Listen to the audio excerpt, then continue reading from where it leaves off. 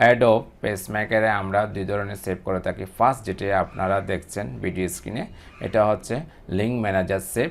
আর দ্বিতীয় অপশনে যেটা দেখেছেন, এটা আমরা সবাই জানি এক্সেল ওয়ার্ড যেভাবে আমরা সেভ করে থাকি একই স্টাইলে, তাহলে ভিন্নরাও আছে। তো ভালো লাগলে অবশ্যই লাইক, শেয়ার, কমেন্ট এবং সাবস্ক্রাইব করবেন। চলুন ভিডিওটা আমরা সম্পূর্ণ দেখি। ফাইল থেকে নিউ থেকে এখান থেকে যে কোনো একটি আমরা সাইজ নেব, আর্টবোর্ড সাইজ। এটা আমি 800x600 নিলাম। ওকে, নেওয়ার পর আমার পেজটি স্কোয়ার হয়ে আসলো। এরপর ফাইল থেকে সেভ এস থেকে আমি এখানে একটি নাম দেব। নামটি দিচ্ছি নজরুল দেওয়ার পর সেভ। কিন্তু আমি সেভ করলাম, এখানে কোনো ডকুমেন্ট নেই, সম্পূর্ণ খালি অবস্থা। এরপর ফাইল থেকে প্লেস, লুক ইন অপশনে আসবেন। আসার পর আপনার উইন্ডো প্রোগ্রামটি কোথায় খুঁজে বের করবেন। এটা সিতে আছে, অনেকে হয়তো চেঞ্জ করা থাকে, যেখানে রাখবেন সেই ড্রাইভ থেকে। আমি উইন্ডোজ সিতে রেখেছি।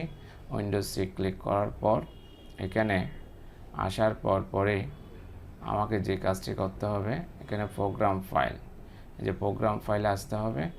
আসার পর অ্যাডোব থেকে ফটোশপ আসার পরে নিচে ক্লিক করে সিম্পল থেকে এই যে আমার পিকচারগুলো চলে আসলো।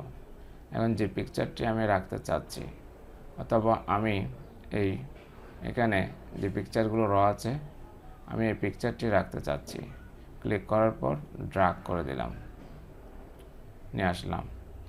আনার পর এখন এখান থেকে করার পর ফাইল থেকে আমাকে আবার যেতে হবে এক্সিট দিয়ে ইয়েস দিয়ে বের হয়ে যাব সম্পূর্ণ আমার পেজমেকার থেকে। অর্থাৎ আমি ডেস্কটপে ফিরে আসলাম। আবার আমাকে প্রবেশ করতে হবে again to Adobe Photoshop. Adobe ফটোশপে আসার পরেই এখন প্রবেশ করলাম।